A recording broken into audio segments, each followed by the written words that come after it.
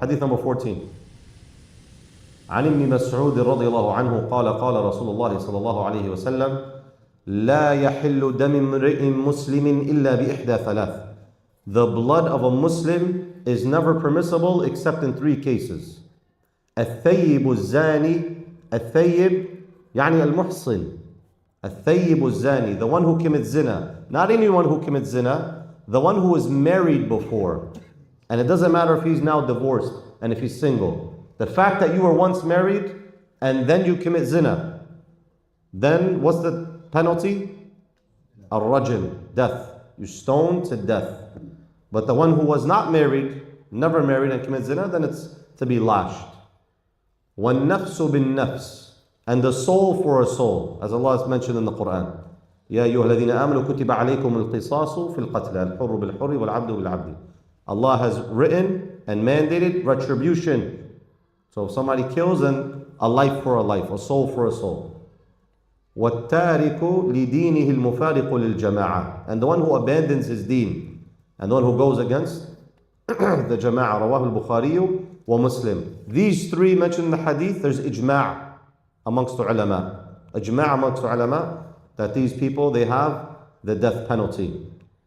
وَأَذْ for الثَّيِّبُ الزَّانِي, is there an ayah in the Quran about الثَّيِّبُ الزَّانِي أم لا? About al-rajm? Do you have an ayah? No ayah in the Quran. Was there an ayah in the Quran? Yes. There was an ayah in the Quran. كان آية في القرآن. There was an ayah in the Quran about al-rajm. So a lot of people who like to reject hadith, they always talk about this topic. Oh, rajm doesn't exist in the Quran. Tell them, no, it actually does exist in the Quran too. So Allah subhanahu wa ta'ala, He said, وَالشَّيْخُ وَالشَّيْخَةُ إِذَا زَنَا فَارْجُمُوهُمْ الْبَتَّةِ نَكَالًا مِنَ اللَّهِ وَاللَّهُ عَزِيزٌ حَكِيمٌ. Whoever, the shaykh, the man and the woman who commit zina, then stone them to death. نَكَالًا مِنَ اللَّهِ, as an exemplary punishment from Allah. As an exemplary punishment from Allah. وَاللَّهُ عَزِيزٌ حَكِيمٌ. نُسِخَ رَسْمُهَا وَبَقِيَ حُكْمُهَا. It's rasm, it's being written in the Mus'haf. Nusikh was abrogated. It's no longer in our Mus'haf. We don't recite it, it's not a part of our Quran. But the hukum, the ruling, remained. And sometimes it's the opposite. Sometimes the recitation is still there, but the ruling was abrogated. Like what? لا تقربوا الصلاة وأنتم سكارى. Don't come to the salah while you are drunk. As if to indicate you could drink outside the salah, which was the original ruling. That no longer applies. You can never drink. Drinking is haram, drinking alcohol, being intoxicated. But the original ruling was don't come to the salah while you're drunk. We still recite that ayah, even though the law is abrogated. But this ayah is the opposite. The ruling remained, but the recitation was abrogated.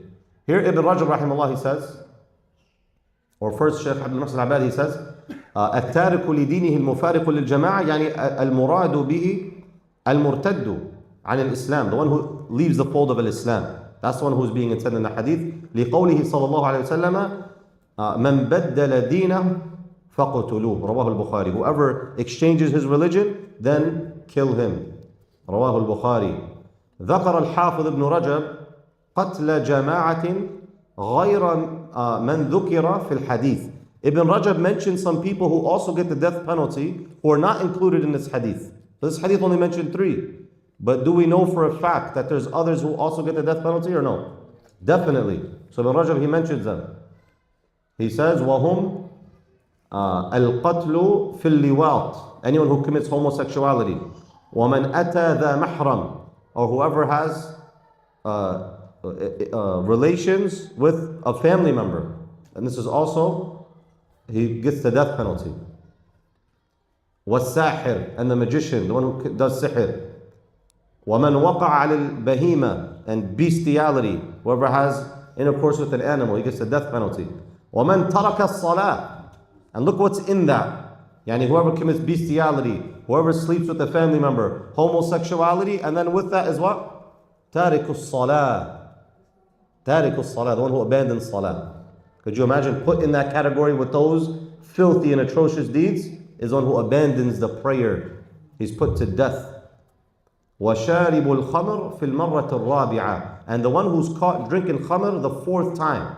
If he's caught 4 times. وَالسَّارِقُ فِي الْمَرَّةِ الْخَامِسَةِ, and the one who's caught stealing for the 5th time. وَقَتْلُ الْآخَرِ من الخليفتين المبايع لهما. The one who, when there's a khalifa already established, another man, he comes up and he starts accepting bay'ah to be a khalifa, then that second person is put to death.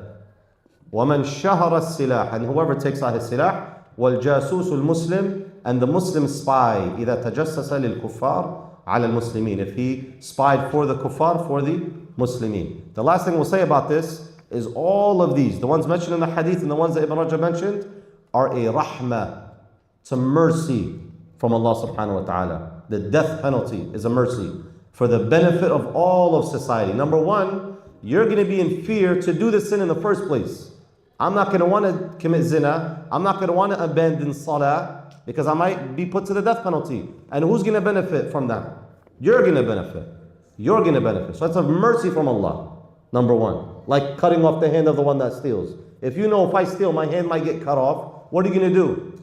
You're not going to steal. Go to the Muslim country and you find Lamborghinis on the street with the key in the ignition without any fear. You drop your wallet, you come back a week later and it'll still be there.